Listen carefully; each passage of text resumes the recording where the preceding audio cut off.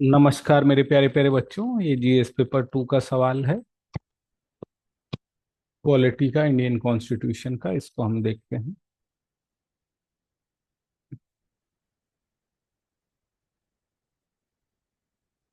The role of the president of India becomes more significant during the minority government and coalition government।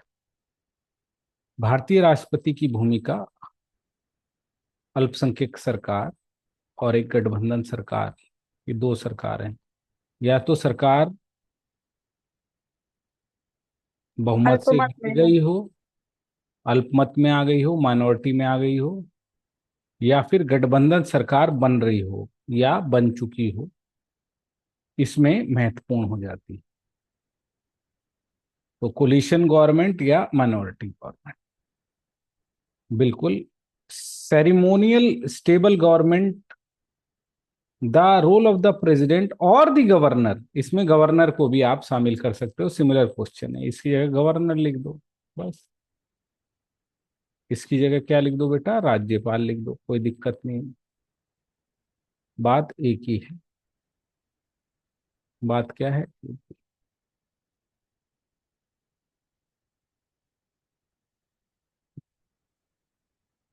बात एक ही है।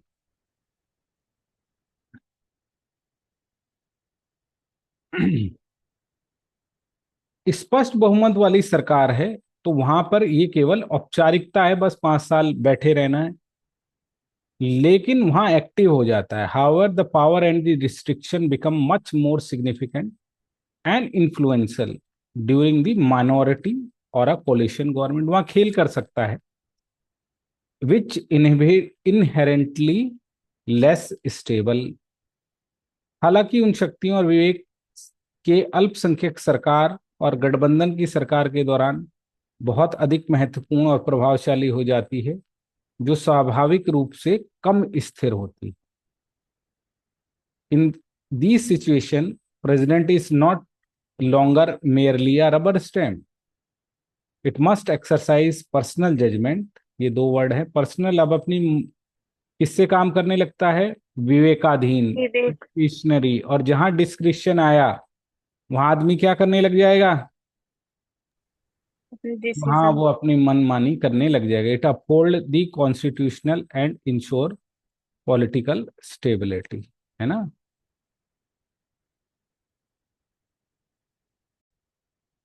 इन परिस्थितियों में राष्ट्रपति केवल एक रबर स्टैंप नहीं रह जाते, बल्कि उन्हें संविधान द्वारा बनाए गए राजनीतिक स्थिरता को सुनिश्चित करने के लिए व्यक्तिगत निर्णय लेने पड़ते। Discretionary power. अल्पसंख्यक सरकार में राष्ट्रपति की भूमिका। तो अगर मान लो क्या है, माइनॉरिटी गवर्नमेंट है। माइनॉरिटी गवर्नमेंट कब होती है? व्हेन अ सिंगल पार्टी और poll alliance form a government but does not have a clear majority on its own in Lok Sabha. अल्पसंख्यक गवर्नमेंट तब होती है जब एक ही पार्टी या चुनाव पूर्व गठबंधन से सरकार बनती है और अपने दम पर उसका बहुमत नहीं रहता। तो मान लो किसी को 272 का नंबर है, या फिर अकेले ही, या फिर उसने 3 4 पार्टियां मिला के, जैसे अभी है हिंदुस्तान में वैसा बनाया, और कभी भी इनका नंबर कम हो जाए तो उसको क्या कहते हैं? अल्पमत सिस्टम। अल्पमत। ऐसी सरकार क्या करती है? अदर पार्टियों का सपोर्ट लेनी पड़ती है। यहां पर क्रूशल हो जाती है किसकी भूमिका? राष्ट्रपति की। और किसको अपॉइंट करेगा? Prime minister. When no single party get majority, president has the description to appoint the prime minister. ऐसा डायरेक्टली तो होता नहीं है, इनडायरेक्टली होता है। प्रधानमंत्री की नियुक्ति जब किसी एक पार्टी को बहुमत नहीं होता तो वह नियुक्त करता है। कैसे नियुक्त करता है? Conventionally president invites leader of single largest party और coalition to the form the government. परंपरागत रूप से राष्ट्रपति सबसे ज्यादा जिसको नंबर आया उसको बुलाएगा, के लिए आमंत्रित करता है, पर क्या हमेशा नहीं। The president decision is crucial and must be based on leader ability to prove the majority of the floor of the house. राष्ट्रपति को यह निर्णय महत्वपूर्ण है। सदन के नेता जब एक बार प्रधानमंत्री बन जाए, कैबिनेट बन जाए, तो अपना बहुमत साबित करे। Proving majority, the president can give a time frame to new prime minister to prove the majority in the Lok Sabha. The this ensure government is stable and enjoy the confidence in the confidence of the parliament। बहुमत साबित करना, राष्ट्रपति नए प्रधानमंत्री को लोकसभा में बहुमत साबित करने के लिए एक समय सीमा दे सकते हैं। तो एक तो समय सीमा, दूसरा किसको बुलाएंगे, ये दोनों डिस्क्रिप्शन है, ताकि ये सुनिश्चित हो सके कि सरकार स्थिर है। अगर वो नहीं है तो डिसॉल्व करते हैं। If the majority government loses the vote of confidence and no other party in the position form a stable government, the president has the power to dissolve the Lok Sabha and call for fresh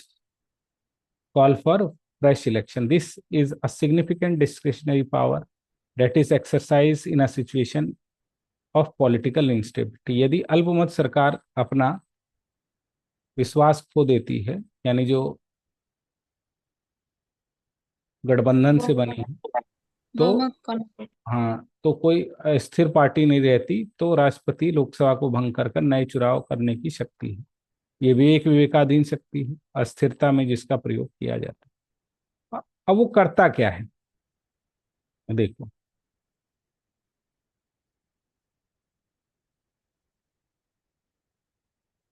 अब किस नेता को बुलाना है, एक को number आया है 100, एक को नंबर आया है 120, लेकिन यहां एक पार्टी है जिसको आया 50। इन दोनों का कोलिशन है, तो ये 100 है या ये 150 है, कैसे पता करें? या 120 वाले को किसको बुलाए?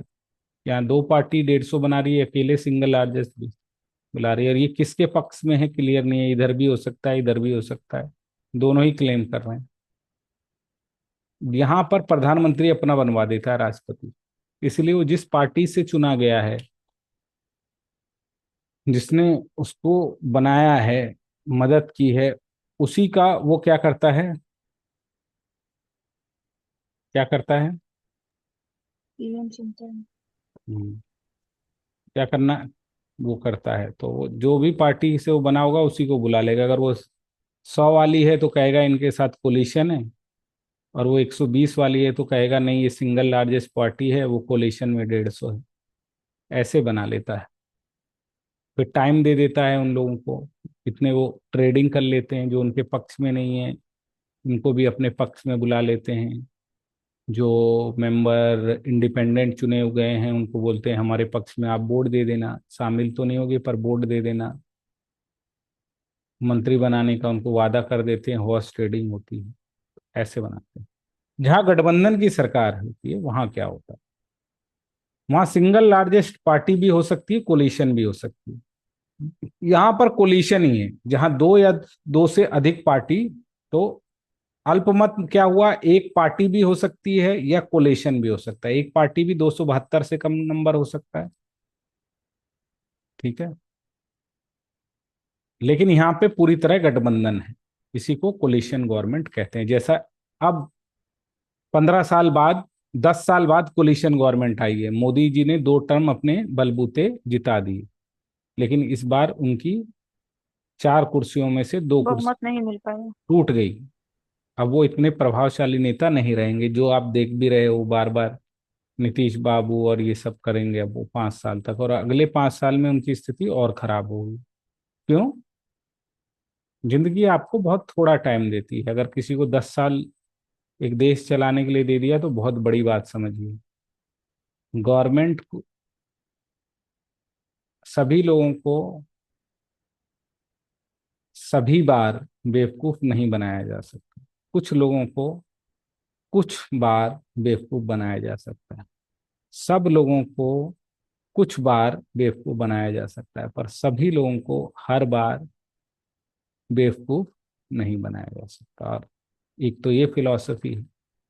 दूसरी, उबाऊ, उब जाता है आदमी। और जिंदगी में क्या चाहिए होती है? फ्रेशनेस। हर आदमी रोज, हर बार कहीं पर जा रहे हो और उसी जगह पर जाओगे, उसी जगह पर जाओगे, चाहे वो कितनी भी अच्छी है, तो तुम्हारे क्या क्या आ जाएगा? बोरियत करने लगे। तो मानव का स्वभाव है कि वो बोरियत महसूस करता है, वो फ्रेशनेस चाहता है, इनोवेशन चाहता है। इसीलिए वो कितना भी करिश्माई लीडर हो या करिश्माई टीचर हो, लो, छोड़ता है, क्योंकि वो देखता है कहीं किसी और के पास कुछ और तो बढ़िया नहीं, और उसको देखने का अधिकार है। और 10 साल बहुत बड़ा पीरियड होता है। क्या होता है? बड़ा पीरियड होता है। जबकि सामूहिक रूप से बहुमत प्राप्त होता है, व्यक्तिगत दलों के पास नहीं होता। यहाँ पर आंतरिक विवाद होते हैं सरकार में ही, क्योंकि विभिन्न पार्टियां होती हैं। इस संदर्भ में भी राष्ट्रपति की मुख्य भूमिका होती है। गवर्नमेंट फॉर्मेशन, कैसे सरकार बनेगी? सभी पार्टियां कह रही हैं हमारे पास अलायंस है, हमारे पास वो है, किसको बुलाए? गवर्नर में भी ये होता है। Prime minister can command the stable government. The president may seek a letter to support for all the constitutional party for the coalition. सबसे बोलता है भाई चिट्ठी लाओ, हस्ताक्षर लाओ। यहाँ इसकी भूमिका वो हो जाती है। सरकार के गठन में राष्ट्रपति की भूमिका, वह सावधानी पूर्वक मूल्यांकन करता है। जहां एक स्थिर बहुमत की कमान दी जा सके, ऐसे प्रधानमंत्री का चयन, तो वो सभी घटकों से बोलता है वो लाओ। सरकार की स्थिरता की जांच करता रहता है। ठीक है। अगर मेजोरिटी प्रूफ करने के लिए कह सकता है कि भाई आप इतने टाइम में वोट इन कॉन्फिडेंस दिखा दीजिए। ठीक है। Advising the council of minister, while the president is bound by the advice of council of minister in case of weak coalition, president can use their influence to advise government on the matter of policy and constitution properly। तो जब week government हो जाती है तो वहां पे राष्ट्रपति advice करने लग जाता है, अपने प्रभाव को बढ़ाने लग जाता है। This is not a formal power, but a de facto role become more prominent when executive is not united. तो जब अलग अलग पार्टी के लोग बनाते हैं तो राष्ट्रपति वहां पर ऐसा करता है।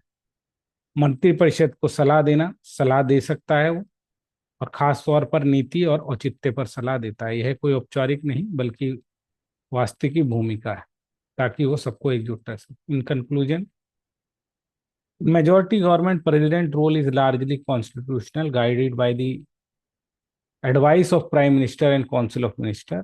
एक बहुमत सरकार में राष्ट्रपति की भूमिका काफी हद तक सुनिश्चित संवैधानिक होती है, जो प्रधानमंत्री को मंत्री परिषद की सलाह से निर्देशित होती है। However, in the minority or coalition government, the president can act in a crucial check executive, safeguarding the constitutional and ensuring public stability. हालांकि अल्पसंख्यक और गठबंधन की सरकार में महत्वपूर्ण हो जाती है उसका काम संविधान की रक्षा और पॉलिटिकल राजनीति सुनिश्चित करना।